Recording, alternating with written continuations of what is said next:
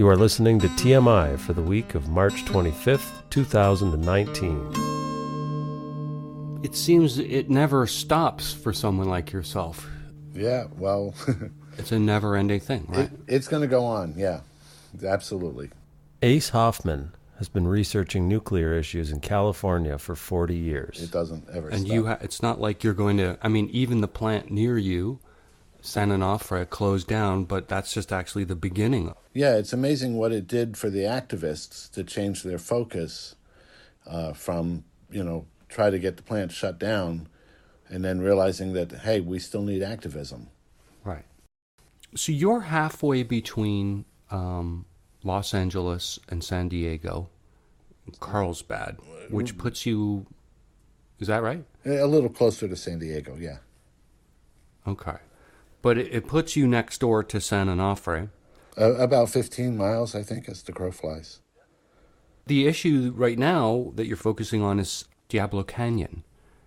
And for listeners, that's north of Los Angeles.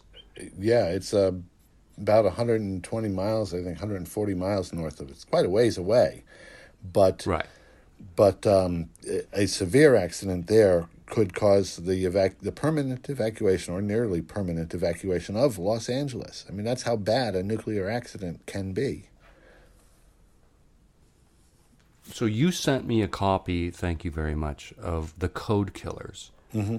And it's kind of a fun, quite pictorial. I get the idea that, even young people even teenagers might be interested in this as being a non-intimidating way to flip through and find out if nuclear is a solution to climate change and get involved in energy issues in California. This seems to be targeted to just about anyone. So you can buy it, and you can even download it for free from your website, acehoffman.org.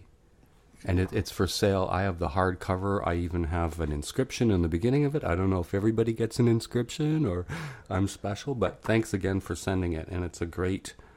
it's almost... I can just flip through it and find the data. I can even use this to create well-formed, well-researched, articulated arguments. Oh, that's... based on the... It's wonderful to hear that. I actually wrote it because I wanted to have something that I could flip through easily and find documentation if I'm at a public hearing of some sort and they say something that makes no sense. By doing it pictorially like that, it made it easier. I felt in my mind that it would be easier to flip to the part that I needed to respond to some comment that somebody had made. So I actually sort of designed it for my own use at public hearings. But, of course, I always intended to share it. But it even has a glossary, so it's not kidding around. You can actually flip to and get, read really detailed information. So pretty handy. Thanks again for sending that. And it started out as posters and then became a book. Yeah. Yeah, it's very, a lot of pictures and words. It's a great mix. I think young people would enjoy flipping through it even. Somebody described it as a graphic novel, but it's real. Yeah. So as we were saying, the battle's never over, apparently. You've written a letter, which I saw, and it's to the NRC, and it's about meetings that are going to be held to discuss community advisory boards. So that seems like a good place to start. So what is that? Yeah, the nuclear industry they know that they're going to be closing a lot of plants down in the next 20 years. There's going to be more plants closed than could possibly be built, even if they decided to start building more than the 2 that are still being built in America at Vogtle. But so the industry knows that they have a problem on their hands of what to do with the nuclear waste. They want to get it off of their hands. That's what's most important to the nuclear industry, is that this waste that the U.S. government has been promising all along they would take, and in fact is now paying the utilities for them to store it. The utilities want it away from them. They don't want to have that liability anymore. After all, PG&E here in California is going bankrupt because of, they filed for bankruptcy because of lawsuits because of the fires that they were responsible for.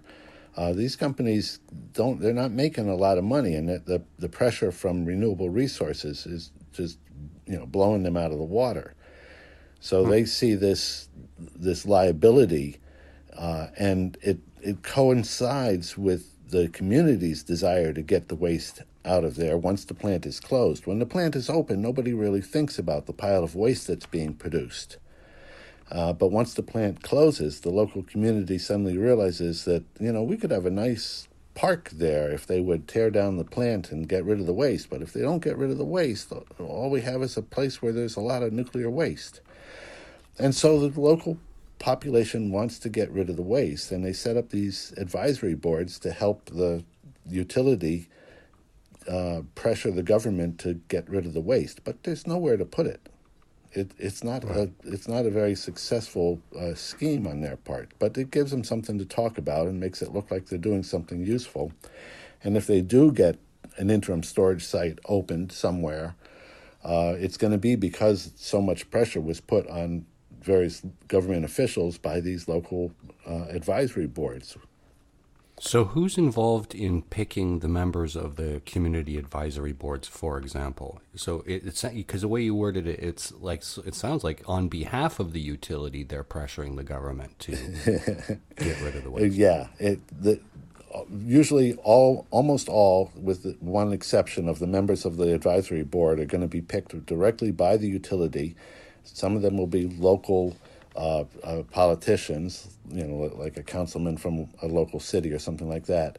And others of them will be, like we have the head of the local American Nuclear Society, or former head of the local chapter of the American Nuclear Society is on the board.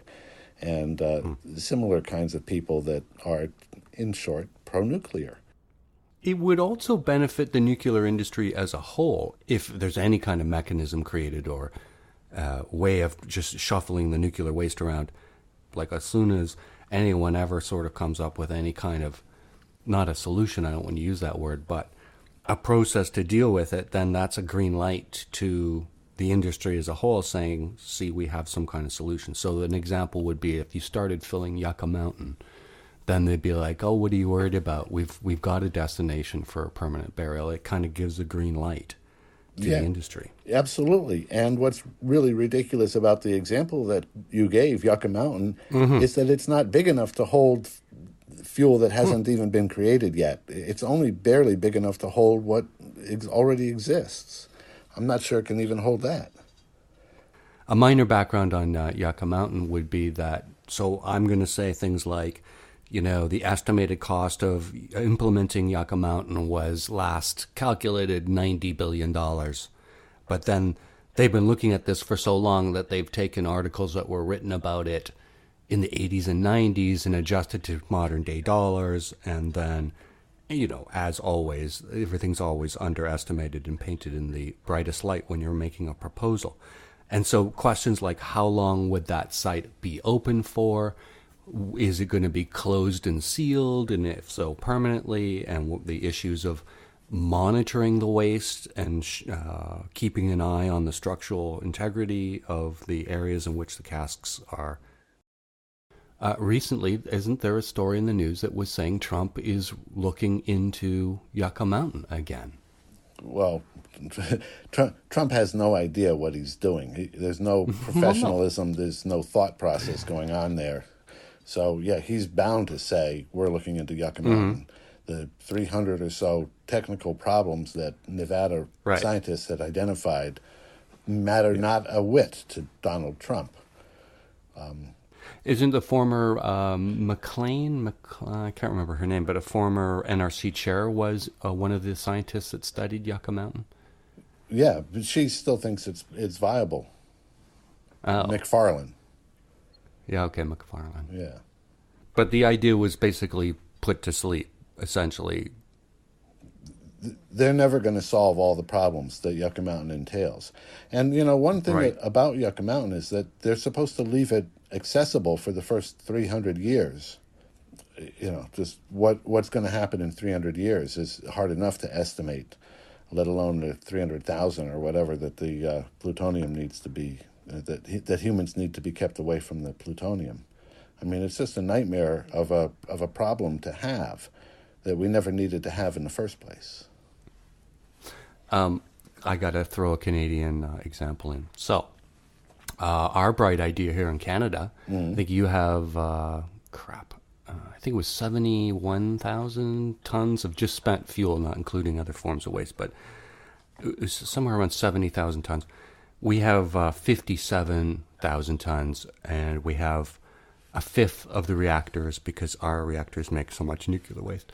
But anyway, our brilliant solution was to bury it 1.5 kilometers away from the shoreline of Lake Huron, which connects with the water supply of 40 million people or more, right? So they have geologists and they study. They're going to dig this shaft.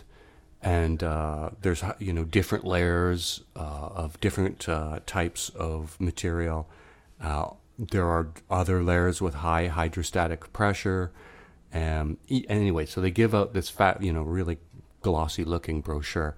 And right in the first paragraph, they're talking about the canisters they're not going to waste money on making the canisters resilient. Their, design life is 100 to 300 years, I think it was. So they're expecting these canisters to be crushed under the hydrostatic pressure in the rock. They're, planning for it. So they're not even pretending that there's any form of containment at all once they load these canisters into this. I mean, I could go on. I mean, there's tritium spills on the site, so they'll actually be shafting through a tritium spill. You can imagine those tailings being brought to the surface and rainwater runoff. And I mean, it's just disaster after disaster with this stuff. In your letter, you talk about the thickness and nature of the canisters that are being proposed to deal with decommissioning in California. I was really surprised. I'm not sure the diameter, but 12 and more feet long canisters with a 5/8 thick steel shell on the outside, and you used the analogy of it's like an egg with an eggshell. The Somewhat proportions alarming. are very similar. It's, I think, about 1.2% of the diameter of an egg is the eggshell, and 1.5% or 1.6% of the diameter of the dry cask is the shell. So it's a fairly similar percentage. Every time I've seen pictures of them either proposing or demonstrating the loading or the storage of the casks themselves, it seems all concrete-y and it looks like it's substantial. The concrete, I'm surprised to hear you describe it as an egg. Well, the concrete is it surrounds the outside of the cask. It's not attached to the cask. And for cooling purposes, there are enormous holes in the top of the concrete. I believe it's about 4 square feet per cask. It has to be open. There's gratings over it to prevent pigeons from going in and dying or something like that. But the concrete, I don't count the concrete for much of anything in terms of protection, because the casks themselves are open to the air by 4 square feet through the concrete. There's usually vent holes at the bottom and at the top. So if jet fuel were to get in and start burning, it could cause the cask to burst, and the concrete would actually be holding the jet fuel in. Because in some of the designs, there aren't even any holes at the bottom. So if a jet were to crash on top of these things, the fuel would drip or pour into the concrete, between the concrete and the steel cask, and then burn, for well beyond the 20-minute limit that some estimates are that the casks could survive. Then there's the transportation of them. A nightmare. And you go into some discussion about, infrastructure. I mean, it's a very interesting letter. Can people download it? Yeah, the letter is available at my blog spot. Not my. You can get to it from the acehoffman.org, or you can go to acehoffman.blogspot.com. And just to fatten that out, I saw a link for your blog on your website, a YouTube page, links related to the book, and apparently we can get this letter. So anyway, but you list numbers of examples of bridge collapses and infrastructure failure. Yeah, incredibly powerful crashes. They would absolutely destroy a dry cask. It would be split wide open, crush the fuel, and possibly cause a criticality event, because you're putting millions of pounds on top of a dry cask in any of these bridge accidents. And I'm not really that interested in trying to figure out what the statistical likelihood of the bridge collapsing at the same time that the dry cask is going under it or over it. The mere fact that it can happen should cause pause to anyone, because if it does happen, it's going to wipe out an area. Any large city would become uninhabitable from an accident like that. And most large cities also have large bridges. So and most nuclear waste has to travel through a large number of large cities to get to Yucca Mountain or New Mexico or Texas or wherever they want to send it. No matter where, it's bound to travel over our weak old infrastructure, which needs trillions of dollars in repairs. Back to these boards. So there's a board who's responsible for making recommendations on decommissioning, and are they experts? Do they have industry experience in decommissioning? Not at all. The board members seem to be just members of the community that have decided to, for whatever reason, they feel it's their civic duty to get on the board and discuss this very important issue of getting the waste out of there. Seems to be the only thing the boards want to talk about. Is the purpose of the board just to shape lobbying of the government, or do they have any actual power? It's just to lobby the government. The boards, in fact, the local one, the San Onofre one, seems to enjoy telling us at the beginning of each meeting that they are an advisory board and have no power whatsoever with either the government or the utility. And for some reason, they like to make sure we understand that, because that way, when we talk to them and ask them for something, they eventually can say, well, we don't have any power to actually do anything. So that's very nice. That might be a good idea, but we can't implement it. So in the absence of an active Yucca Mountain solution, it seems New Mexico is the target destination for interim storage. Is that, or are they still talking about storing it on site, or have any of these decisions been made? No decisions have been made. And, the industry has historically claimed that there was a solution on the horizon. I mean, Yucca Mountain, they claimed Yucca Mountain was on the horizon for roughly 25 years. They're still claiming it. Yeah. Before that, they said they would reprocess the waste. And, before that, they simply said they were going to take the waste and then make bombs with it. The teachers' unions in Ontario started investing in nuclear. There were school trips. So I actually went on a school trip to a nuclear power plant. And of course, I don't think any of the other kids were asking the tough questions. But, and I asked, what about the nuclear waste? And we were 5 years away from a geological solution. And that wasn't for the nuclear waste that I'm talking about at Lake Huron. That's for the actual spent fuel, where there's never been any, even the beginnings of a plan for what to do with the actual spent fuel. Yeah, but they were telling you that it's 5 years. 5 years? Yeah. That was a long time ago. I won't ask how long, but okay. A long time ago. You still put 19 before the year. Yeah. Yeah, that's the way that it's always been. There was a place in Utah where they called the private fuel storage, which was a consortium of 5 or 6 different utilities, mostly out west, here in California and Arizona and so forth. And they were going to ship the waste and store it on some Indian tribe's land in Utah. But Utah managed to stop that. They refused to build the railroad that would bring the waste to the site. And then it turned out that the tribe that was going to accept it It's a very small tribe. I think I don't want to quote the numbers, but it is very small. And of the tribe, the number of people that were making the decision was something like 8. And eventually the rest of the tribe got wise to this and said, no, we don't want to ruin our land with this stuff. And so that project, private fuel storage, was stopped.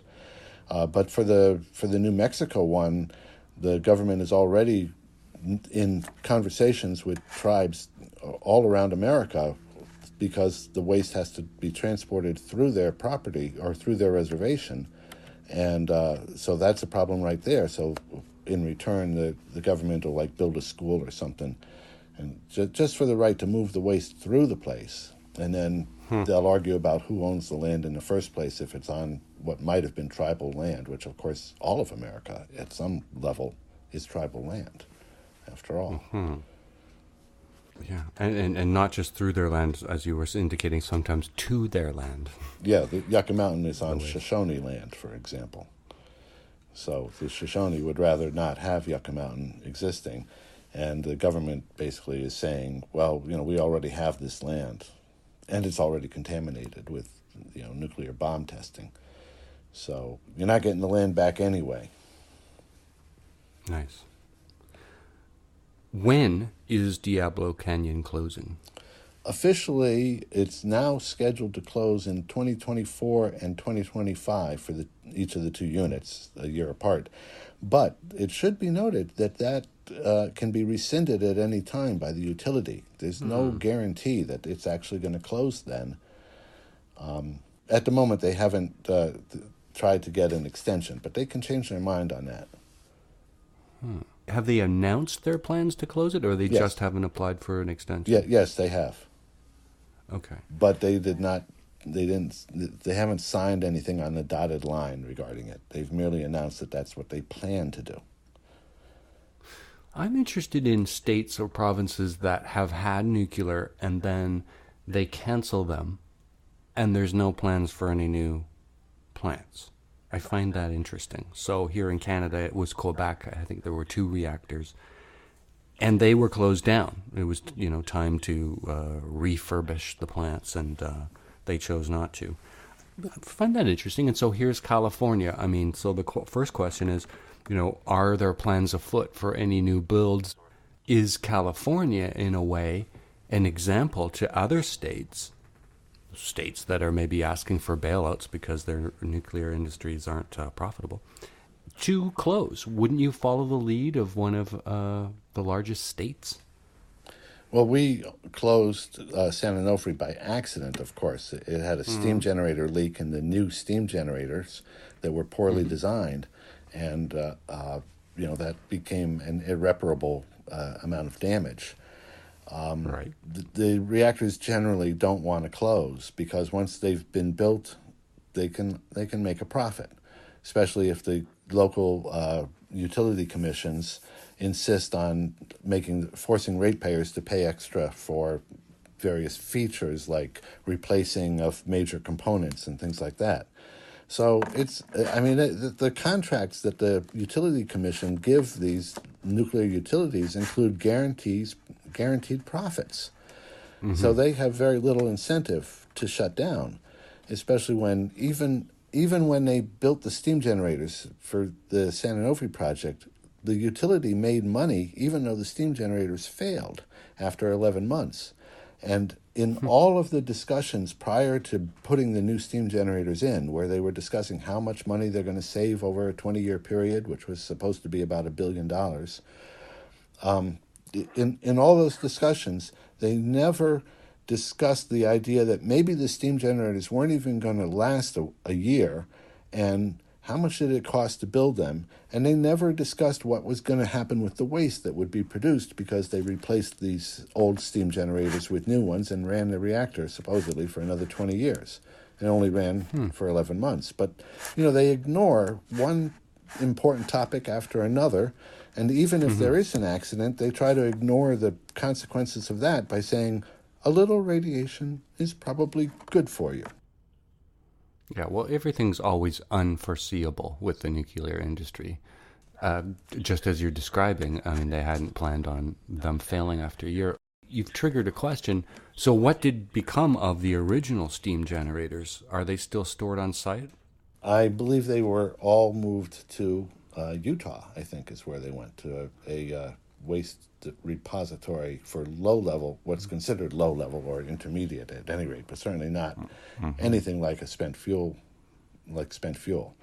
So the old steam generators were highly radioactive and cannot be touched, but they just trucked them off to another place, and that they had no trouble finding a place that would take it. I get that. Throw in a Canadian parallel, sorry. So our steam generators, they're not exactly the same design as yours. They're calandria tubes. But after use, if you scrape the residue off the inside of it, it's almost pure plutonium. So we have Chalk River Unidentified Deposit. CRUD is what we call it. Okay. Yeah. So, I mean, calling it low-level waste is a little bit... That's just, it's crazy, right? It's not low-level waste. It's not even, it's up there with spent fuel almost. It has residues, or at least ours. Your design is a little bit different, but it's not like it's, I don't know, these terms like low-level waste makes it sound edible. Right. The term is absolutely ridiculous because it's the same stuff as the high level. There's just a lower concentration of it. That's the only difference between high and low level, unless they want to specify transuranics or something like that, which would be plutonium and a few other larger than uranium atoms. But other than that, they're not. They don't care to differentiate between the damage that an isotope can do versus the number of those isotopes in a collection of some sort. They mix these things up back and forth, and then they tell you a little radiation is good for you. It's really intentionally very confusing. And the little radiation is good for you idea, let's talk about that for just a moment. It seems to me that there's a rather simple logical argument against that, which is that we're going to, they say, well, radiation is all around you. And yeah, that's true. Radiation is all around you, and so is cancer all around us. And even if a little radiation is good for me, I'd rather get that little radiation from a CT scan that, discovers a cancer in my body.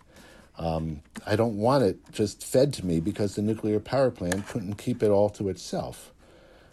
The low-level radiation that you're already getting from unavoidable sources, it already puts you into the risk zone. So how would you feel about more? Exactly. You're already getting a good dose of it. Like,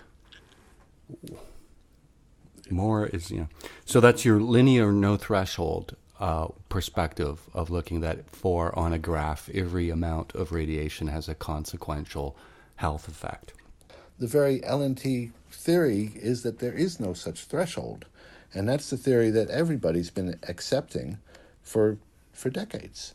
It's because a radioactive particle, when you're exposed to radioactive materials, often comes in direct contact with tissue. And the issue and problem with these kinds of particles is mutation. And so when you've got a hot particle in contact with tissue, there's a good chance that you get a mutation, and often all you need is one mutation to start one cell with damaged code that leads to a cancer or other malady. And also a radioactive decay is a very powerful, on an atomic scale, event. And so it's not going to just damage one radioactive decay is liable to damage thousands or even tens of thousands of molecules in your body. And whether or not those molecules are damaged in a way that leads to a cancer, obviously, usually not. But most mutations are bad. That's just life. That's not actually what causes life or evolution to progress. What tends to cause evolution to progress is not the random mutations as it is the random adjoining of two different DNA strands joined together in random ways, produce the individuality each of us experiences. It's not the mutations that produce that individuality. It's the combination of two perfectly good but extremely complicated DNA strands, or reasonably good. I guess nobody's DNA strand is perfect. You talk about laser neutralization of nuclear waste in order to render it less toxic. Right. This is a patented idea that it took the guy, Peter Livingston, 7 years to get the patent. It was at first rejected as being obvious. So anyway, Peter got the patent in about a year and a half ago. Whether the idea is possible or not really is not up for debate anymore. The patent office does not change their mind and grant a patent that they had rejected without giving it a whole lot of extra thought. I mean, you just don't get a reversal. But he had no, it took him 7 years, but he got it. He has a patent on the process. And what the process does is it eliminates the uranium-235 and the plutonium-239, or in other words, the fissile atoms, from the spent fuel. And the cost of this, the actual economic cost would be relatively cheap. But the real cost for humanity is that it still creates fission products, the very things that are being created in nuclear reactors that we hate so much.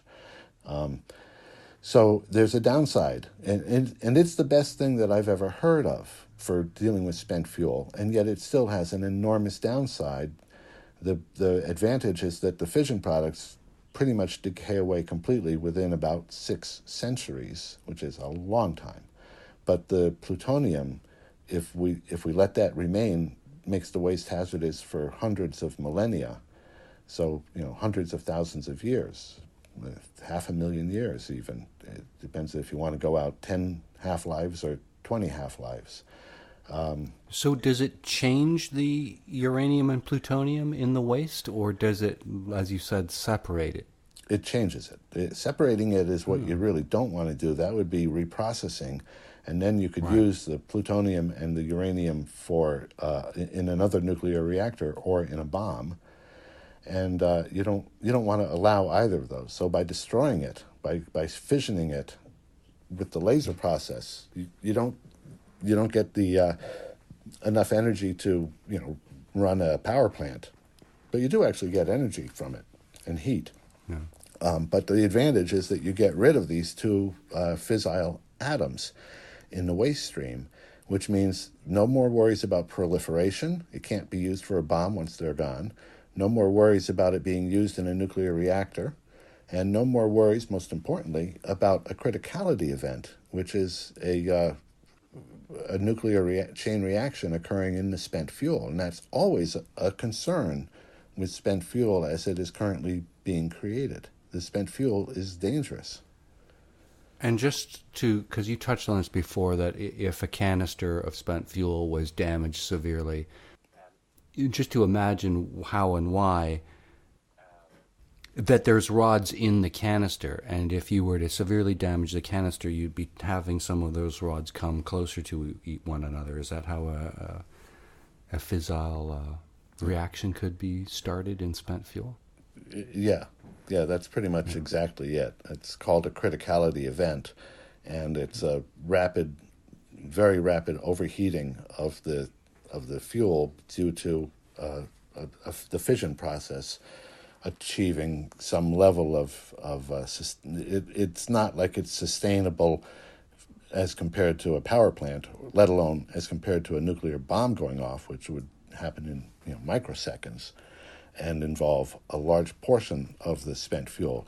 In a criticality event, a very small portion of it would actually go critical, but it would be big enough to create a steam explosion, which would blow the cask apart and blow the fuel into tiny particles, which could then be distributed into the environment, through the breach in the cask, and it could start a fire that would burn the uranium and the zirconium cladding and release all of the contents of the dry cask.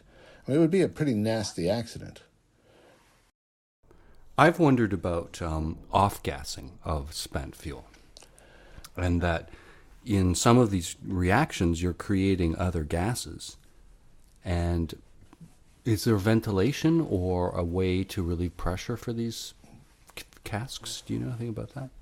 Well, interestingly enough, they do not have a vent on these dry casks. The gases that are created, mostly it's creating non-radioactive helium, which is an alpha particle that has slowed down to terrestrial speeds, say. Yeah. Is no longer flying away at nearly the speed of light, 97% or something of the speed of light. But wouldn't that helium pressure build up inside the canister? Yeah, but that apparently they don't expect it to build up all that much even after 100 years. So it might double or triple, I think, is what I've heard, the pressure inside the cask, but that's not considered significant enough. Sort of based on, I think Chris Busby wrote a paper about the Forsmark repository, and the plan was to put them in copper casks. Mm-hmm. And I guess it depends on what you're putting in those casks, but there were some calculations made about 300 years after the casks are sealed. He was postulating there could be a pressure issue, which would require, like we talked about before, having it not be a closed repository, but one where you can go in and check the structural integrity, monitor the temperature, if there are off gases or pressures. I mean, who even knows? Have we ever even stored nuclear waste for 300 years? I mean, who knows what happens? Maybe it has a very slow corrosive effect on the steel canisters. I don't know. Oh, I'm sure that it does. The gases, not all of the gases are helium. Some of them are radioactive particles of various sorts with various half-lives. So they're not something that you want to just release. But there's a much bigger problem if the cask has a breach that causes the gases to leak out, which is that then the pressure inside the cask will be equal to the pressure outside the cask. And then you're going to get a certain amount of breathing of just atmospheric, air going into the cask, and the casks have been specifically drained of air and backfilled with helium because of the corrosive effects of the air on the zirconium cladding. And if you get water in there, steam or something like that, you can start to have a much more dangerous corrosive decay of the zirconium cladding, which could release hydrogen, causing a different kind of explosion, a hydrogen explosion. So you want to keep the casks closed. I don't think it changes much after 300 years. And I could imagine the pressure might build up quite a bit by then. So once again, there's no good solutions. You got to stop making more waste. It's the only logical solution. It doesn't matter how much we've already created, we still need to stop. We can't just keep doing it just because we've been doing it. We've got to stop making nuclear waste. We're making something like 10 tons a day in America and 50 tons a day around the world of nuclear waste. And nobody's solved the problem of what to do with it. Nobody ever will solve the problem of what to do with it. It's physically impossible. I don't think it was properly enforced, but we had a royal commission on the nuclear industry here in Canada in 1978. I think it was called the Porter Commission. And one of the findings or recommendations of it, again, I don't know how enforceable this was, but that no new plants were really allowed to be built until a waste solution was found. So we're back to this, it's a green light to the industry. Mm-hmm. The other green lights are subsidies. You talked about guaranteed return on the industry's investment. There are subsidies for the electricity they produce in a kilowatt hour basis that maintain their competitiveness. Yep. They are entrenched in these monopolies that hold ratepayers as both the investors and the guaranteers of profit for the industries involved. I mean, it sounds like a great business to be in, but if you have no ethics. But the other protection is the Price-Anderson Act, which you touched on in your letter. And as it applies to transportation, I guess I never really thought about it. It's not just that an accident at the plant, but transportation of the wastes and dangerous materials related to it are also something that they are essentially have a liability cap on. Oh, do they ever? Not only that, but this may be of interest to you folks up in Canada, which is that the Price-Anderson Act has a cap on foreign damages that it's willing to pay, which is, last I heard, which was 10 or 15 years ago, it might have gone up, but I bet it didn't go up substantially, but it was $100 million 15 years ago or 20 years ago. So maybe it's $250 million now, but I doubt that it's even gone up by that. It may not have gone up at all, but it's not a whole lot. So that would be if a Canadian reactor had an accident? If a reactor had an accident that impacts Canada. So if it's a reactor near the border of Canada. Oh, but also, okay. I wouldn't be surprised if some of the routes for transporting waste to Yucca Mountain even some of the best routes would actually go through Canada. To somewhere for a brief amount of time. Best for who? Yeah, you said the best routes, and I'm complaining as a Canadian that you're going to be hauling your nuclear waste through Canada. So well, I think it's possible that some of it could be.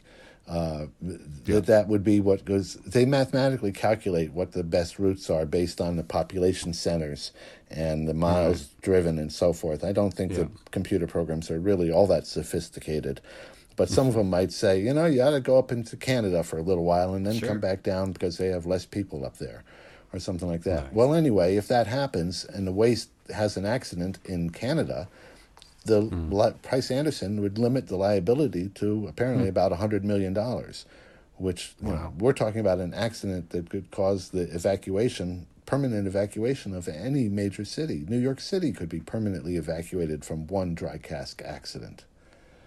Yeah. Well, when you calculate in real estate values and business income and livelihoods and healthcare and all that, and an accident anywhere near any kind of population could be easily $1 trillion. Yeah, absolutely. Yeah. And Price-Anderson is capped at something like $15 billion right now. I forget the exact number. It goes up. Okay. Last I heard was 13.6, but got to throw the Canadian.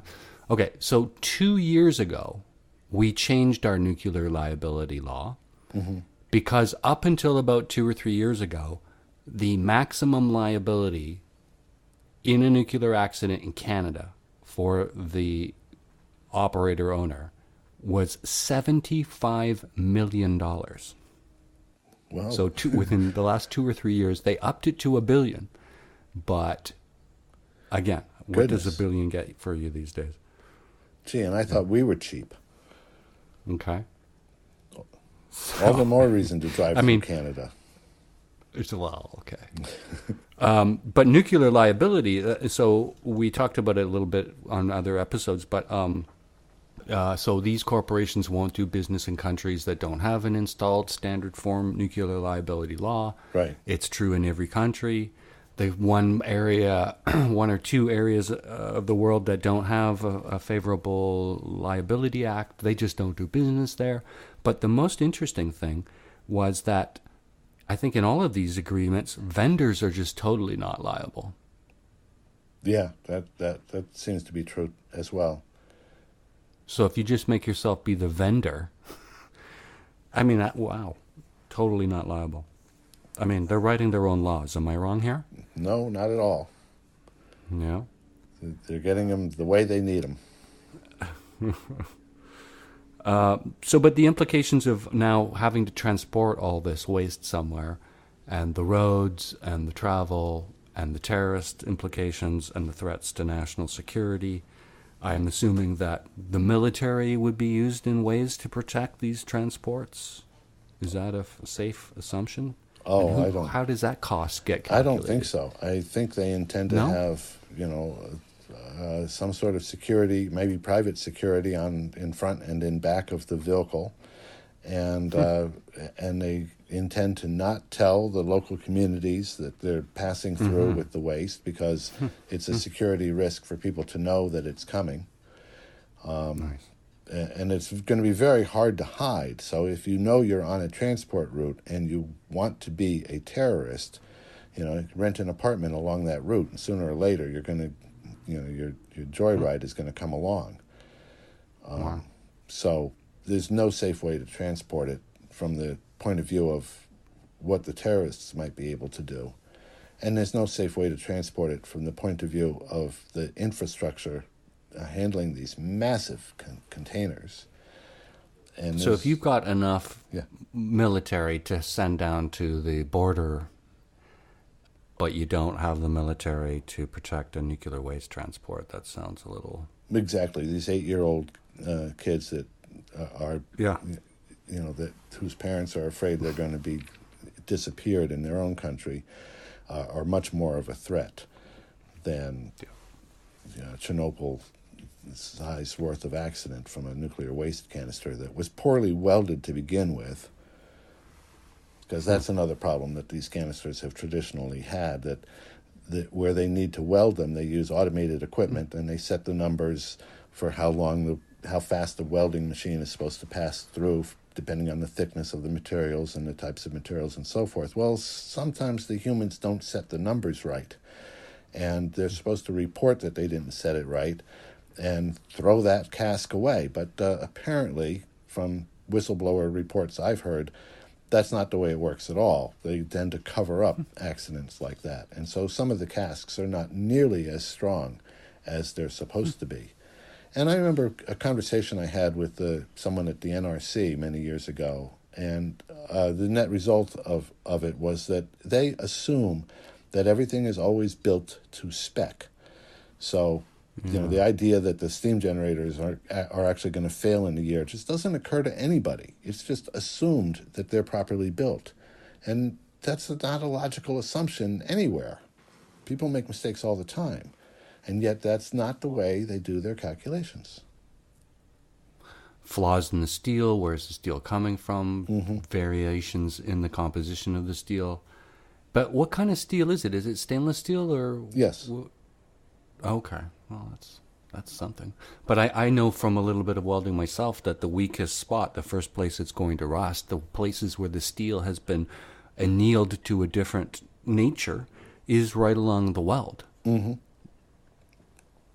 And they have no way to inspect the insides of these things to see if cracks are forming from the inside to the outer edge.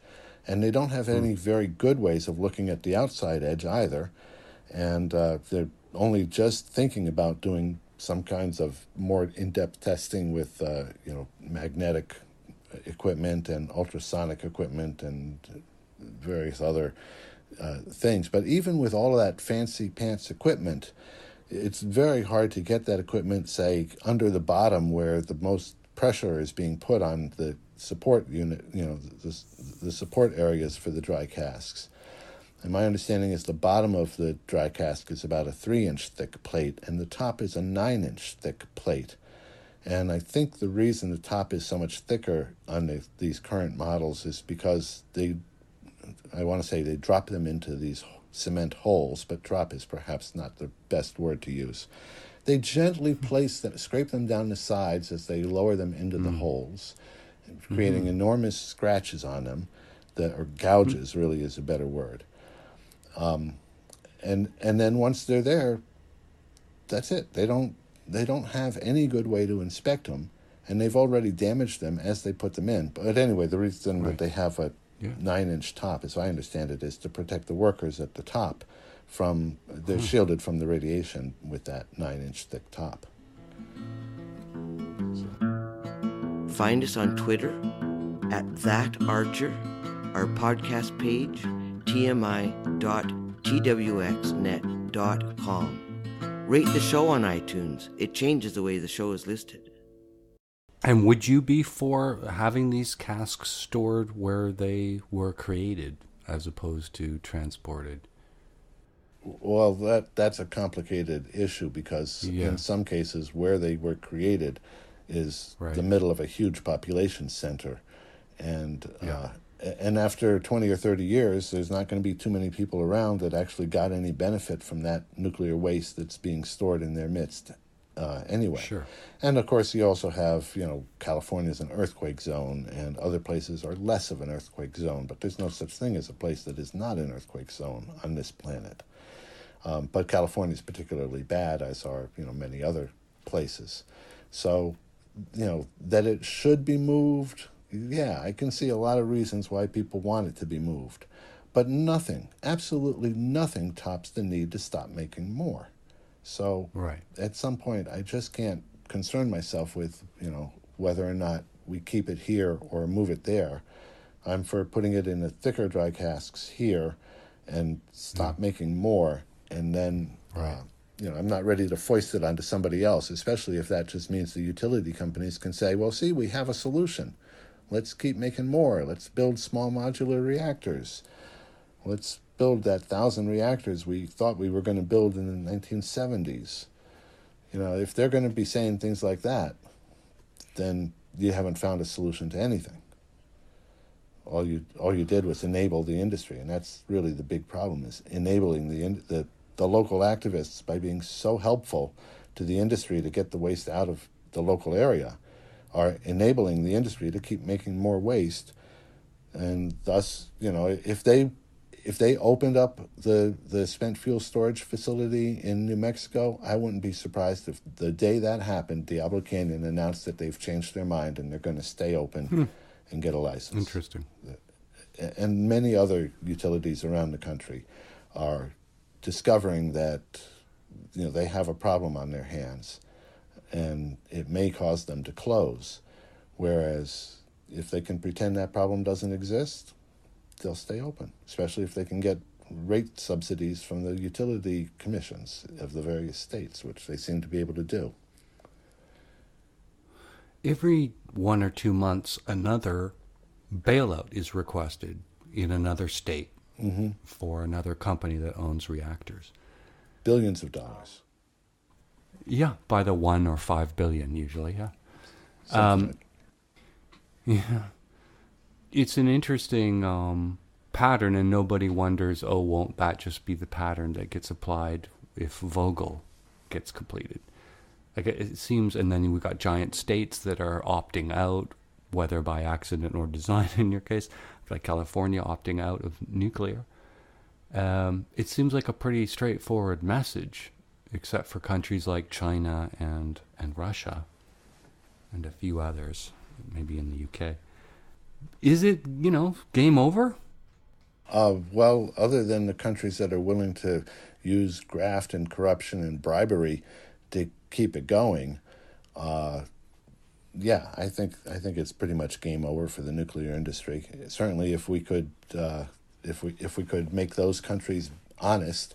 I mean, Russia's Rosatom nuclear company I think they bribe every single place they go, and there's no doubt in China that reactors are situated and built through bribery and dishonest contracts like that. I mean, those two countries, which are two of the most, are promoting nuclear power more than just about anywhere else, and more than anywhere else, are absolutely corrupt.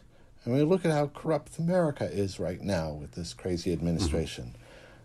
We don't stand a chance either. We just gave $3.7 billion to Vogtle to complete building that. It's just a loan guarantee, which means that the ratepayers are going to pay that $3.7 billion back, not the government, in theory, but if not, the government will pay for it. So the plant builders can just keep on building. And, the more that they build, the more incentive they have to finish it, because it gets closer to being finished. And then, just a little more, another $5 billion will be done. So it would probably be surprising or alarming to most Americans, just in a hypothetical description, where let's say that it was Russia that was loaning the money to build the Vogtle reactors. I mean, in these days, we don't care about influence of foreign nations anymore, but up until a couple of years ago, it was a pretty important thing. So an example would be in the UK, where China is helping subsidize the build of reactors in the UK. And then I looked a little deeper, and it turns out in Canada here we have CanDo, which is now owned by S&C Lavalin, who actually has been found guilty by courts in other nations of bribery abroad. In Canada, I don't know, you probably don't know, but he right now is almost at the point of toppling the government over a scandal about a non-prosecution agreement wherein SNC-Lavalin was going to avoid conviction in Canada. And had that occurred, then SNC-Lavalin would be barred from government contracts. But that would be the end of SNC-Lavalin, essentially. But it owns CANDU. And so turns out all the reactors that CANDU ever exported, even before it was owned by SNC-Lavalin, we lend the money to the governments that are agreeing to build CANDU reactors. So, I mean, in terms of bribery, I don't know how you hide that, but you're loaning the money to build the reactor. And then, as I say, SNC-Lavalin is embroiled in this bribery scandal here. Our Minister of Justice resigned. 2 other cabinet ministers have resigned. SNC-Lavalin has been making political donations to all the parties in Canada. We have a Liberal government now, but it was under the previous Conservative government that SNC-Lavalin was gifted the CANDU license for like $1 or $15 million or something. So they're in bed with all the parties. This intrusion of the corporations into the decision-making in government it's ubiquitous everywhere. Yeah, wow. That sounds like a pretty desperate situation. I have no idea how you're going to get out of it. Well, their partner company, AE Con, was just bought by the Chinese, and the only people buying CANDU nuclear reactors are the Chinese. And the Chinese, as well as Pakistan and India, have traditionally always taken CANDU nuclear technology under the promise of not turning it into weapons. And in the case of India, they exploded their bomb in 1974 in violation of using CANDU technology to develop nuclear weapons. So, I mean, it just goes on and on and on. All these stories of once again this weird blurring of decision making between corporations and the government. Yeah, the CANDU reactors have a couple of advantages for small countries, which is that they use unenriched uranium, so they don't need to find a way to get their uranium enriched to use a CANDU reactor. And the downside of that is the amount of tritium that your reactors produce. I think it's 30 times more, or at least 30 times more than other reactors. So, my research shows 100 times more tritium than a US PWR. That sounds and reasonable, it produces a lot of plutonium.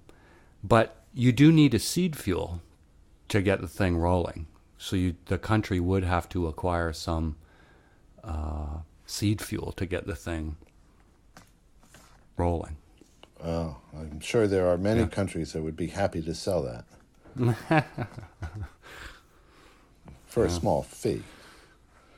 Probably, yeah. So this letter, it was on the efficacy of community advisory boards, and it was to the NRC. And so are there NRC hearings coming up that will help decide the fate of waste at Diablo Canyon or even San Onofre? Is this part of future hearings that are coming? Well, I that was certainly what my letter was trying to address. Is I'm afraid that the hearings that they plan to have are just to put pressure on the government to change the law so that they can build these interim storage sites and get the waste moving away from the people that are complaining about it and move it to someplace where the people have been bribed into not complaining so much about it. Like if they move the waste to New Mexico, they'll undoubtedly build some schools in New Mexico, and they'll build some better roads in New Mexico, and they'll guarantee to pay the local community government, some number of millions of dollars a year just for being the local community. And, all that's their way of bribing the local community to take the waste.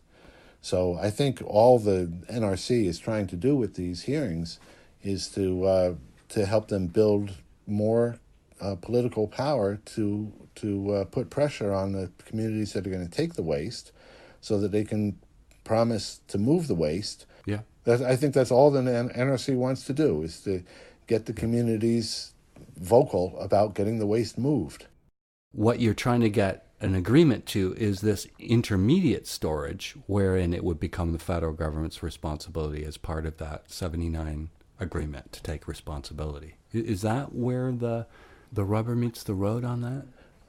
Yeah, very much so, because what the utilities are really fighting for is to get rid of that liability. They want whoever takes the waste to take the liability.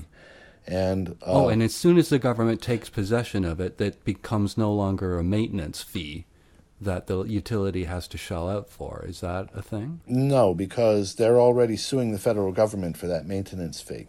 So they're getting that reimbursed as it is. It's purely the liability that they're trying to get rid of. And then Holtec, the company that wants to build this huge repository in New Mexico, doesn't want to take the liability from them. So they want the liability to go to the federal government or the Department of Energy, or more specifically to the American people for the waste. So the utilities get rid of it. Holtec doesn't take the liability, and it transfers to the federal government. That's the dream of all these companies, is to get rid of the liability completely. And so they're going to hold out. They don't want to build it unless that happens. So they need to lobby for a federal law changes and so forth, because they don't want to end up shipping that waste only to find out they're still responsible for it, but they're not even They're not the ones maintaining it. They'd rather, if they're going to be responsible for it, most of the utilities think they can do a better job. What I find fascinating, and this is, I think this is maybe a little stupid or maybe not, but so in Canada, ultimately, I don't know whose responsibility the various, intermediate A and intermediate B and the low level, but as I understand it, the spent fuel presumably is a federal government responsibility here in Canada, and I've wondered about provinces that have never been stupid enough to pursue nuclear. So in your case, we're talking about transferring the liability and or maintenance costs or ultimate responsibility of this spent fuel to the federal government as agreed to in 1979 or not agreed to, but based on a law. I think it was Jimmy Carter. So what about the states that never had nuclear? They are essentially subsidizing dealing with nuclear waste for states that do have nuclear. It just, I'll bet you there isn't a transfer payment that compensates for that. Right, I would agree.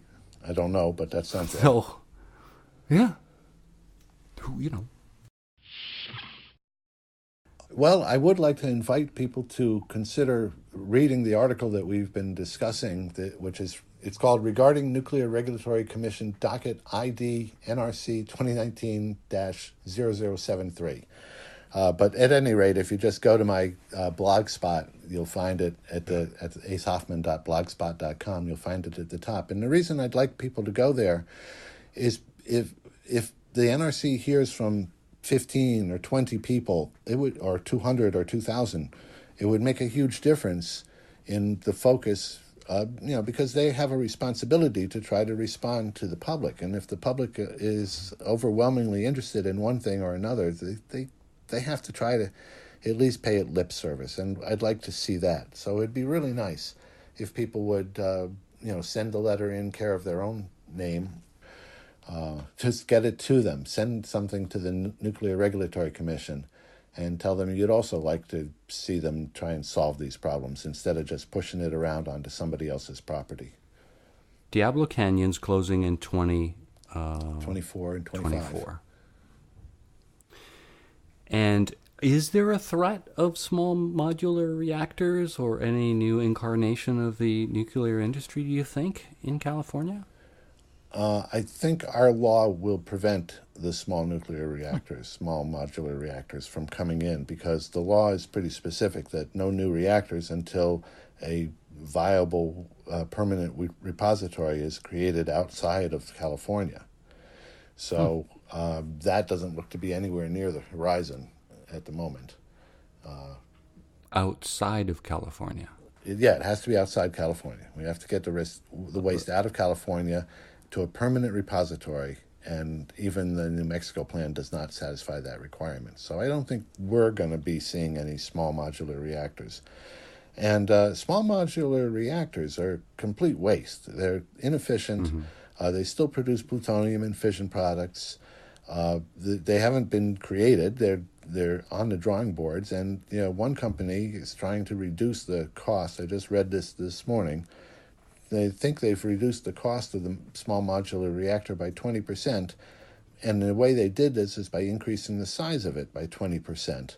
They think they can build it for the same price, which means the small modular reactors, in order for them to become efficient, are eventually going to have to be as big as a normal size reactor, but they still won't be as efficient. It just, and reactors aren't very efficient. That's not a good way to boil water to create electricity.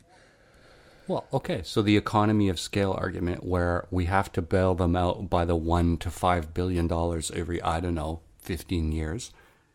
Small modular reactors obviously lack an economy of scale, if it exists at all in existing reactors. Right. And you would need hundreds of them for there to be an economy of scale in the manufacturing of small modular reactors. So you have, at a minimum, you're creating an entire industry whose sole purpose, aside from a fleeting moment of electricity, is to create nuclear waste. Yeah, well, I argue that if they were small, really small, then you'd need lots of them. Maybe you'd spread them out, and so we'd have nuclear waste trucks on Main Street. It would become ubiquitous with our culture, nuclear waste. It would be everywhere.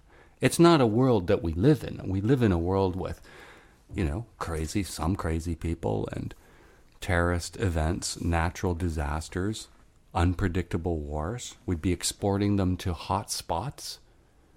It's a recipe that I think has a predictable outcome.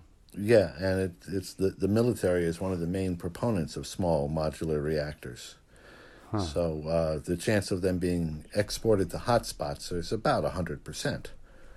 That's where they're going to go. They're going to use them to produce desalinated water when they're fighting in a place where they can't get water any other way. And they're going to use them to produce electricity, and they're going to use them for this, that, and the other thing.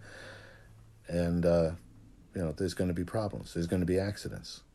It's inevitable. You should look into this SNC-Lavalin thing. It's a story that's just feeding on itself. It was interesting for me because, it was somewhat enjoyable to point my finger at the Americans as you guys melt down with this, a bad choice of words, with the Trump administration and the types that he picks to head education or the EPA, and the corruption in every possible way, the weird connections with, was it Flynn and possibly Manafort, with the nuclear industry, right? Wasn't it deals between Westinghouse and Rosatom of fuel supply, building reactors in various countries? I mean, always nuclear. It's always the center of some kind of scandal, seems to me. But it was a lot of fun pointing the crooked finger at America, where you guys are battling this issue of political interference in the justice system. And then, a few weeks ago, I have this great sound clip of Trudeau saying Canada is and always will be a nation of the rule of law. And then 2 weeks later, it turns out SNC-Lavalin had basically written its own piece of legislation for the party to pass, which laid the groundwork for them being able to avoid prosecution. And then pressure put on our Minister of Justice, who's also essentially the Attorney General, and a custom-tailored law written, and then this non-prosecution agreement, which was left up to the Minister of Justice, and then all this political pressure placed on them. And we've got the same thing. It's exactly the same political pressure on the Minister of Justice or your head of the Department of Justice in the United States. It's exactly the same stuff. Yeah. Yeah, I think nuclear has to be it has to be clouded in secrecy, because some of the aspects of it are so directly can become a proliferation issue. It's enormous amounts of money. There's so many areas for corruption, and you have to be willing to not look at the real problems. So you're turning a blind eye to so many things to begin with. What's one more blind eye toward the corruption? To say, well, we got to get this thing done. This guy needs to be taken care of, so he'll approve it. So if he's not corrupt, well, we'll build a school in his city and he'll be happy. And if he is corrupt, well, we'll build a school using his construction company and then he'll be twice as happy. The hosting fees, it's another example up here with that nuclear waste repository next to Lake Huron.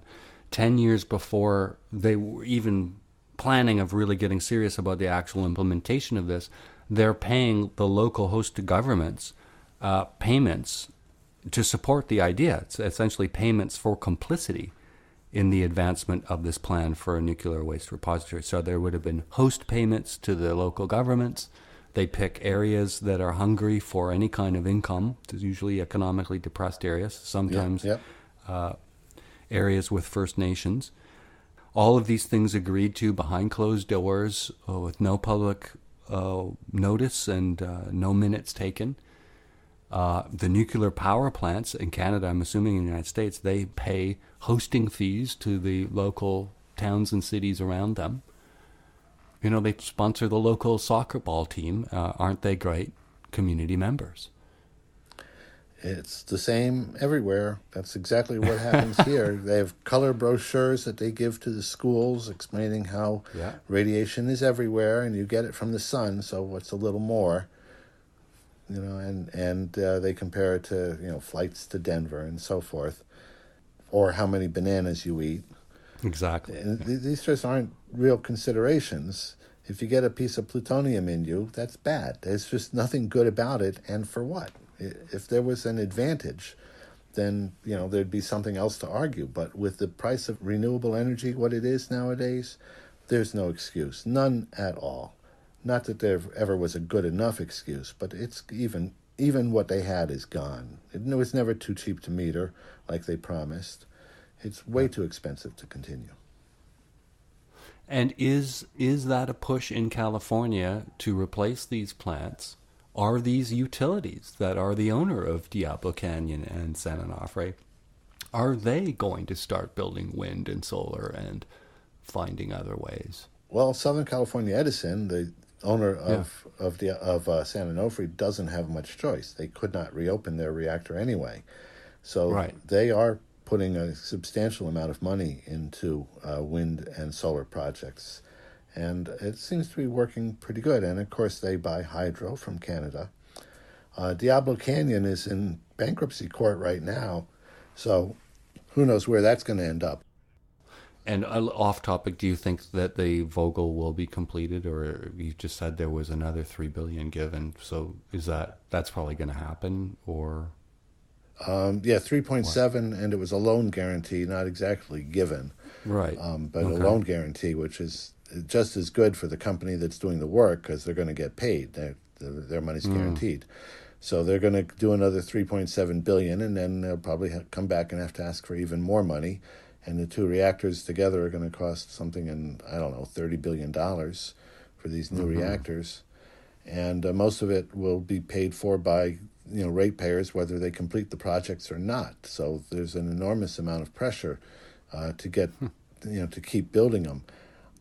What do I think is most likely? I still think that we are at the point where they can be stopped. And I think they will be because the other problems with nuclear power, including the waste stream and the proliferation issues and the meltdowns and all that. Those new types of reactors, they're being promoted as, they cannot melt down. But really, it's just, one more safety system than a regular reactor has. And if that system fails, and the extra safety system is gravity-fed water poured onto the reactor. Now, once that water boils away anyway, you don't have a solution. So, it's a one-shot. Either it's going to work or it's not, and we're never going to be able to test it. Just when the time comes, you better hope it works. Well, that's not very good. There's a reactor in the Midwest, I guess, called Monticello, and they had an emergency core cooling system. For 30 years, the shipping bolts for the baffles in the emergency core cooling system had never been removed. So even though they thought they had an emergency core cooling system should they ever need it, in reality, it would have taken them too long to first realize that, hey, it doesn't work. Nothing's coming through. Why not? Well, because nobody took off the bolts that were attached just to ship the unit to us when it was first And the built. idea that you're going to go remove those bolts in a fuel accident is ridiculous. Yeah, when the only thing stopping a meltdown is the emergency core cooling system is not the time to discover that you don't have an emergency core cooling system without somebody going in and removing, I believe it would have been hundreds of bolts requiring huge mechanical devices, and you might not even be able to get into that area while the reactor is running. So, I mean, they were, flying blind with no idea of what kind of catastrophe they could have had.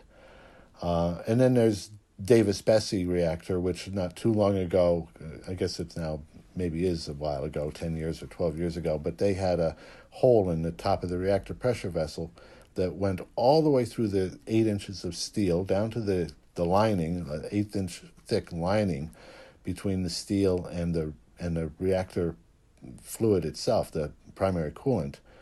The hole was completely gone through the steel of the reactor pressure vessel head, and nobody had noticed, even though the filters in the containment building were being clogged with rust particles for months and months. So you would have to change them regularly.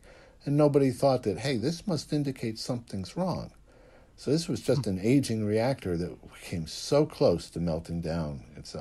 There's no question if the steel liner, the stainless steel liner that was left, that 1/8-inch liner that was bulging out, if it had burst, that would have been the end of, Ohio. We would have had our first American meltdown. We came that close. That's even closer than Monticello. Another danger that I saw somewhat depicted at photos based at the Fukushima disaster was that these old plants, some of them built in the 60s and 70s, and you're lucky if they're 80s, and if you just look at piping anywhere, even in an underground garage, these pipes are on racks and they're supported up often towards the ceiling or against a wall. And so you can do a visual inspection, but you often can't see the other side of all these pipes to even inspect them. Pipes that may be carrying coolant water or emergency makeup water.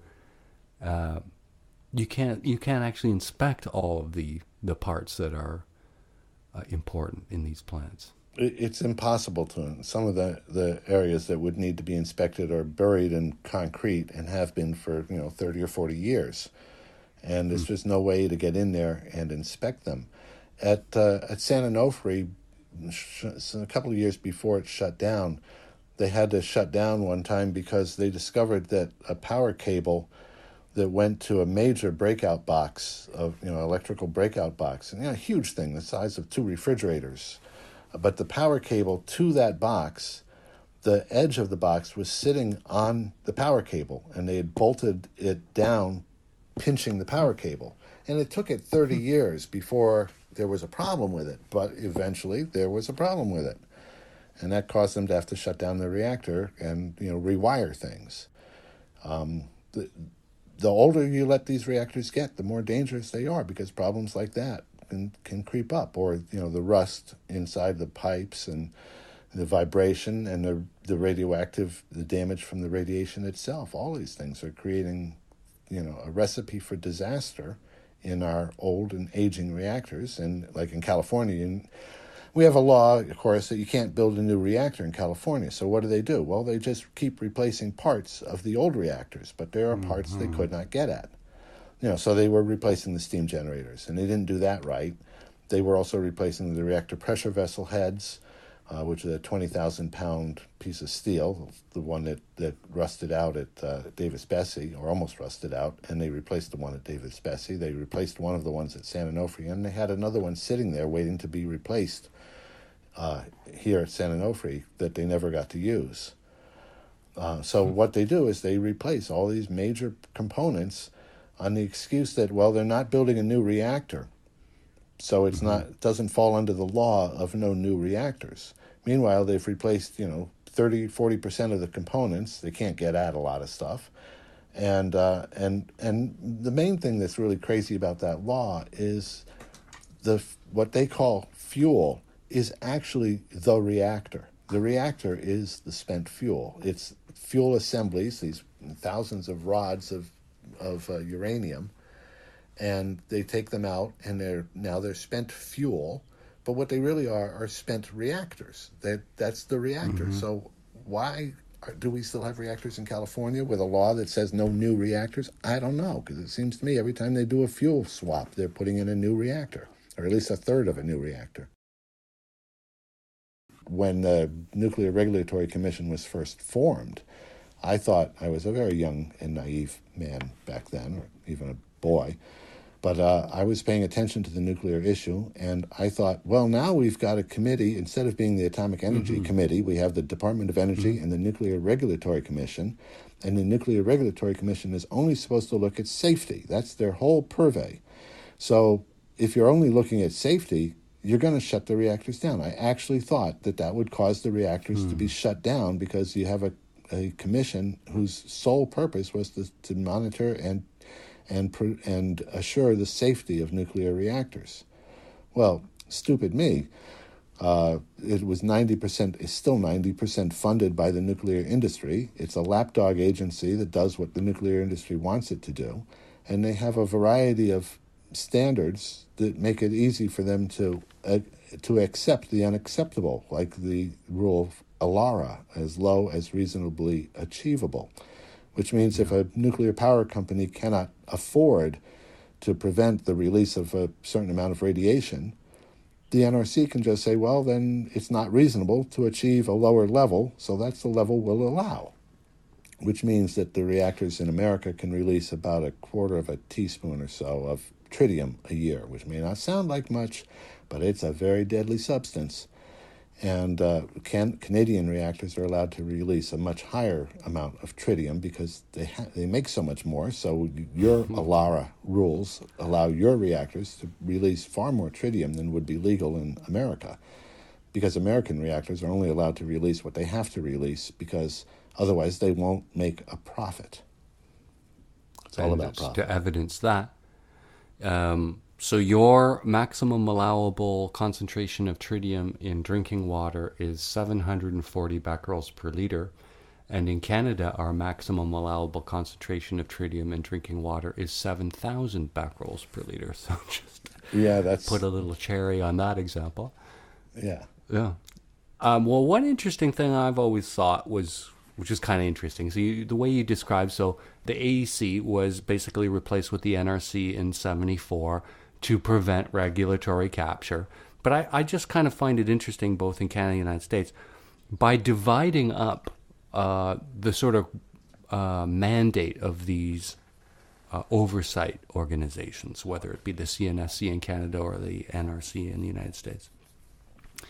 It's just interesting, often when presenters or interveners bring up questions like, why are we doing this when there's cheaper alternatives, or why are we doing this when we consider risk, or why are we doing this when we have to bail them out, or why are we doing this when we have the most expensive electricity adjusted by all the costs in North America. That's not the mandate of the regulatory body. As you said, it's, quote, in air quotes, I'm making actual air quotes right now, safety. And their mandate isn't to look at whether it makes sense or are there cheaper alternatives. It's just to talk about the sort of safety of implementing the systems that are already there. It's never about... So what they've done is they've divided all this conversation about the atom and taken it away from all the conversation about should we. Absolutely. And in fact, talking to a Department of Energy person, I said, why don't you demand that the reactors be shut down? And they said, well, why should we? The Nuclear Regulatory Commission says they're safe. And if they say they're safe, then what's the problem? And if you go to the Nuclear Regulatory Commission and you try and say, why don't you demand that these things be shut down? They'll say, well, as long as the DOE is ordering them, or the utilities are ordering them, our job is to make sure that they're operated safely, which we do. But it's not our job to demand that they be shut down.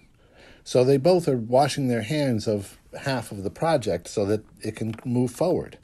So it turned out that making a separate agency didn't help at all. And in fact, it may have made things just that much easier for them to just keep on keeping on. Yeah. Well, so the model in Canada is there's this wonderful irony in this. So our regulator, the CNSC, is housed in the Ministry of Natural Resources, which also probably exports uranium. So a bit of conflict of interest. Housed in the ministry responsible for exporting uranium. But it's okay, that's federal. But then, all these plants in Canada are really just in Ontario, essentially. And some of the decision making really is a political decision of the Ontario government. And so you've taken the atoms and the safety and given that to the federal government, and now you've got the province who presumably would be making the decision. But there's no a counterpart to the NRC. What essentially they've done is just the only public input or place for any kind of discussion is really with the regulatory body. But the actual decision to proceed with this stuff is it's hidden in a provincial mandate. And so the answer that NRC guy gave to you is essentially saying, it's a political decision that's been made either by the state or federal government. We're just here to talk about keeping these plants running in a profitable way. Mm-hmm. Yeah. And the local, in America at least, the state and local governments are not allowed to regulate safety of nuclear reactors. If you even mention the word safety, they get all hot and bothered and tell you that they're not allowed to talk about that. The NRC comes down on them. It's their purview. They've got an agreement with the NRC that the NRC handles all safety-related issues. And so you can't go to them and say, don't build this, it's not safe. You just can't even say that. They'll say... where would you go to argue the cost of making it? What you've just done is created this logical... compartment where, so let's say you were going to argue about the cost of making them safer. Well, that's out of both of their mandates. There's nobody there whose mandate covers that. That's correct. Do you know what I'm saying? Yeah. I don't know. They've set it up nicely for themselves. You have to hand it to them for that. Yes, the stroke of genius that came up with the Price-Anderson Act, for example, has enabled the whole industry. And the original comment about that it's going to produce energy too cheap to meter sure sounded glorious to everybody. And atoms for peace, that was another lie, that it was going to, that there was we could build canals with these bombs. That was ridiculous. It's one thing, and the idea that we need them for security is pretty ridiculous too. The trillions of dollars that we spend on nuclear aircraft carriers, nuclear submarines, nuclear weapons, and bombers to fly those nuclear weapons, and nuclear missiles, the trillions we spend on all that is more than enough money to end hunger throughout the planet, period, forever. Yeah. We're building weapons we can never use without risking Armageddon or being a part of Armageddon or causing Armageddon. And, because of that, we're all also going broke. It's a rather ridiculous situation. And healthcare. I mean, there's a bit of an irony that when a government goes ahead with a industry that if it goes wrong, you're going to be expected to shelter in place and or act on your own behalf to mitigate your own exposure. And in the case of transporting the nuclear waste, as you mentioned earlier, one of the little caveats was you weren't going to inform the public, so the public has no role to play in mitigating their exposure or getting out of, and in Canada, right, I think we have tritium releases and we're not telling the neighbors, keep Johnny out of the rain tomorrow. So it's this mixed bag of, there's a contradiction, when you're not informing the public in a proper way, we can't actually take action to mitigate our own risk and exposure. Well, yes, that's absolutely right. They do everything they can to keep us from knowing, including allowing the utilities to average out their releases over a 3-month or 6-month or an entire year, so that they don't ever have to report that they had a really bad burp one day, and released a lot of radiation that day. And if you happen to be driving by the plant that day, because you can drive right next to San Onofre, you got a pretty big dose. And they don't have to tell you about that. They can say the average over the year was wonderful. We never exceeded standards when measured in a conglomerate of adding up everything. We never exceeded the standard. I don't know why I'm surprised to hear you say that, because that's exactly what we do here. We make a whole big thing about, we release all the data, we release all the isotopes. But as you say, they're released in quarterly results, all averaged. Mm-hmm. And we couldn't even statistically monitor spikes and the result of those spikes of shouldn't we have a government funded live map that shows in real time, like we've got weather radar and we have earthquake, the USGS. You'd think that there'd be a live government-funded monitor that shows real-time data. Yeah, and if it's so safe. Instead, after Fukushima, a number of California state monitoring systems were shut down immediately after Fukushima, like within weeks. Same in Canada, by the way. Yeah. So no joke. They really don't want us to know. No. Unless you go to Ace Hoffman's website, acehoffman.org. Where you can learn an enormous amount about these things, because I've been studying it for 45 years or so. I'm 62, and I've been studying it since I was mid-teens. And it's never gotten any better. I've had the opportunity to talk to experts on both sides of the fence. In fact, we talked earlier, and it's in the article, the thing about laser neutralization.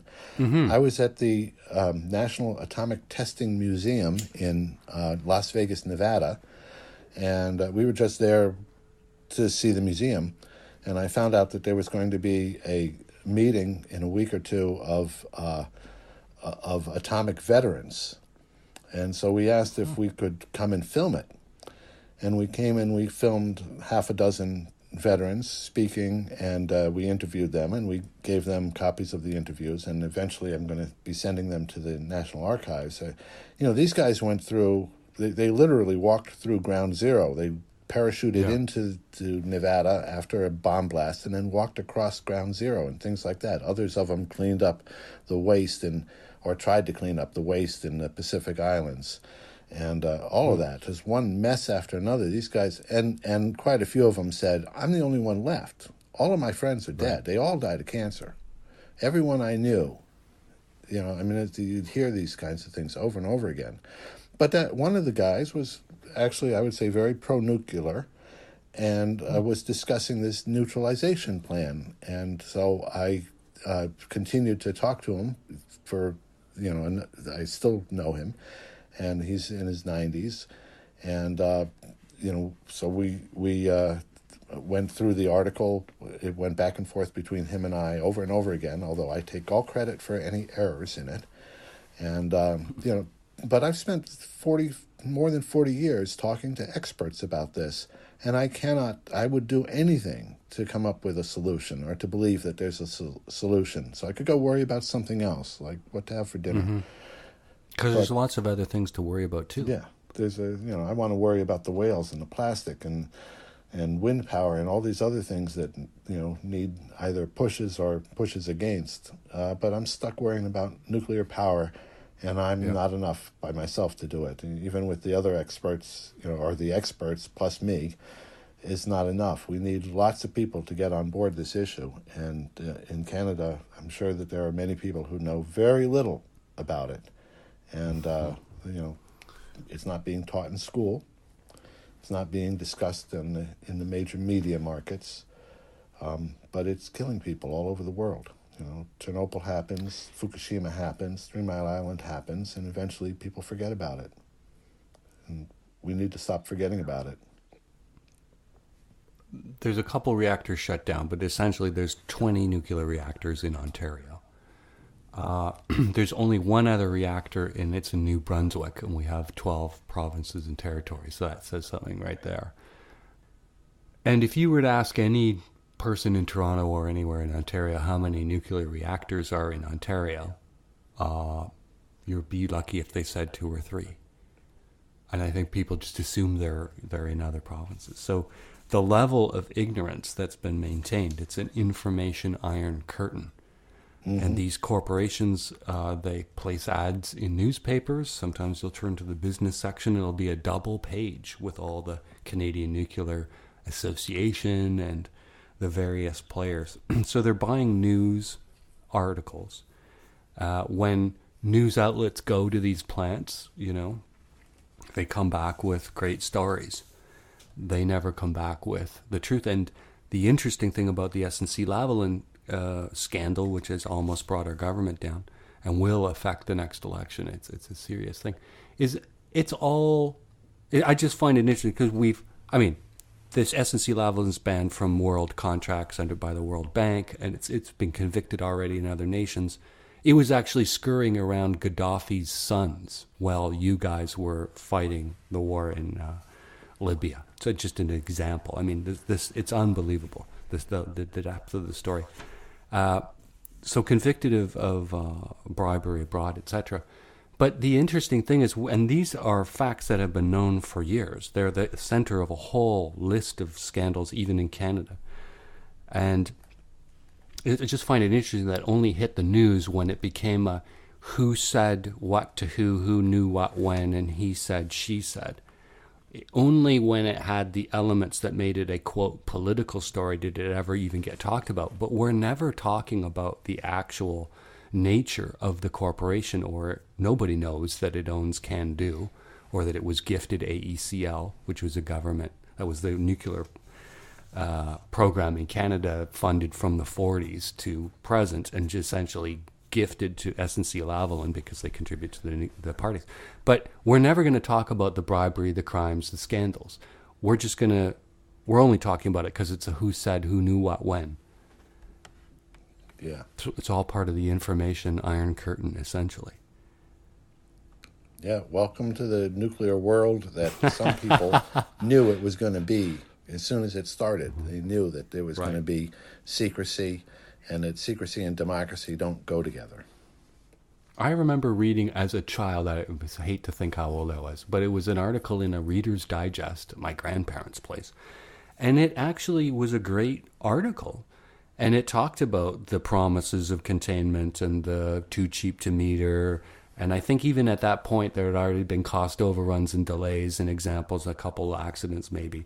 And it actually painted a pretty dark picture of the future and trust that we're having in the nuclear clergy, essentially. And then, of course, the 3 Mile Island and the Chernobyls and the Fukushimas.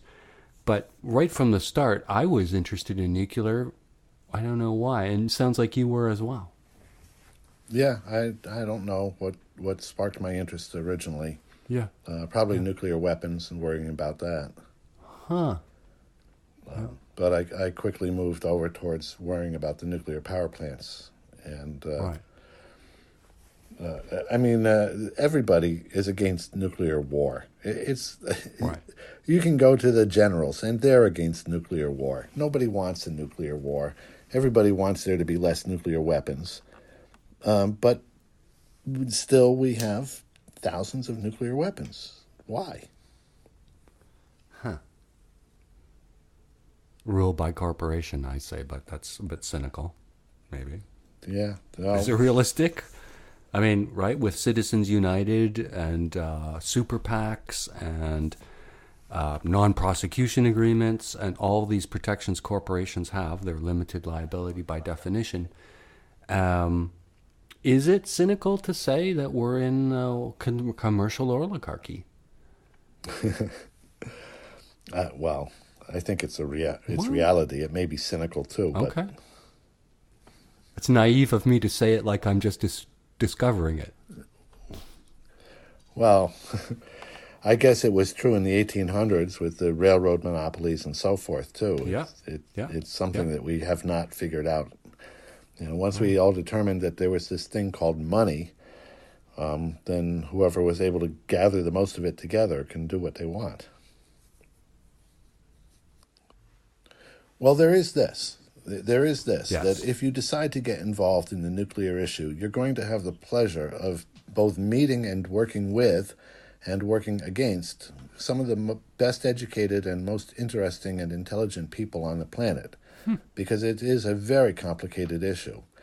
And a lot of people turn away from it simply because it's too complicated to understand.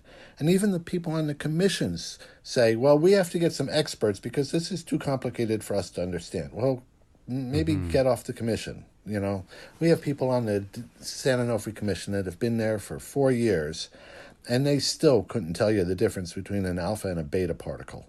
That's outrageous. Right. These guys are not even trying to learn about the subject that they're trying to be advisors on. So, yeah. We've saw a similar parallel, perhaps, with the MAX 8 Boeing. I heard some stories that were essentially saying that the regulator doesn't have the expertise to understand the complexity of these planes as they stand now, or the problems that may have brought them down. So they're really relying on Boeing information and executives. It's the same kind of regulatory capture, is it not? Yeah, there's a wide variety of similarities between that and the nuclear industry. And in fact, I'm hoping to do my next newsletter might well be about the similarities between the Boeing MAX 8, the causes of what is really a scandal right now, and the way the nuclear industry behaves. So hopefully I'll get that one done soon. Risk modeling, and there's probably some other parallels, and where they get their money to regulate the industry, and what incentives is the regulator, the Department of what is it, the NTSC, the NTSB, the National Transportation Safety Board. But I'm just going to guess they're funded by the industries they regulate as well. Am I wrong on that? I don't think so. But as long as we're on the subject, let me explain one of the real similarities, which is that with San Onofre and the steam generator replacement project, the industry, the utility, was very careful to tell the Nuclear Regulatory Commission that it was a, quote, like-for-like replacement, that the new steam generators are exactly like the old ones. But in reality, the new steam generators were very different from the old ones. The tubes were, they had packed in a lot more tubes because the tubes were made out of a different alloy that had a much lower conductivity for the heat, which is how they get that's what a steam generator does. It takes the very hot water inside the tubes and transfers the heat to the water outside the tubes. That water goes over to the turbine and as steam, because that's what a steam generator does, right? It generates steam and spins the turbine. So San Onofre wanted to submit this as a like-for-like replacement project, and the real reason that they wanted to submit it that way seems to be so that they could avoid public scrutiny as well as nuclear regulatory scrutiny of the project. And with the Boeing MAX 8, they had made a significant change to the engine position. They'd moved them forward and made them bigger, and this caused a change in the way the plane would stall, and they resolved that with a device that checked what angle of attack the plane was at, and it would compensate so that the pilot would think that the plane was supposed to behave exactly the way the older model of the same airplane behaved. And so therefore they didn't have to go through hours and hours of simulation training and so forth. So the utility, in this case Boeing, claimed it was a like-for-like replacement. I think they even used the exact same phrase. But it was not a like-for-like replacement. So they were pulling one over on the National Transportation Safety Board and the FAA, or the FAA, in the same way that the nuclear utility was pulling one over on the NRC and on the public. It's really amazingly similar between the two catastrophes. And the thought was that had they had public hearings, there's a chance that experts at the public hearings may have asked tough questions about operating the reactors and packing the steam tubes closer together in the steam generator, and could have asked tough questions that maybe could have prevented the failure of the generators and led eventually to the closing of San Onofre. Yeah, that's the Maybe only there's a reason lesson that for the NRC to keep having. I can't conceive of any other reason why they would try to avoid having the nuclear regulatory check their work, other than that they might come back with a no, you can't do this. Right. So, and in Boeing's case, it was a slightly different reason. They could tell the airlines that they don't have to retrain the pilots, and the airlines could save a lot of money. I mean, hundreds of thousands, millions of dollars to retrain pilots on this new system. And so they didn't tell anybody. They just told the FAA it was a like-for-like replacement when it wasn't. Find us on Twitter @thatarcher. Send us an email, archer@twxnet.com. For guest links and contact info, visit our podcast page, tmi.twxnet.com. Find us on Android and Apple Podcast apps. Subscribe and rate the show on iTunes.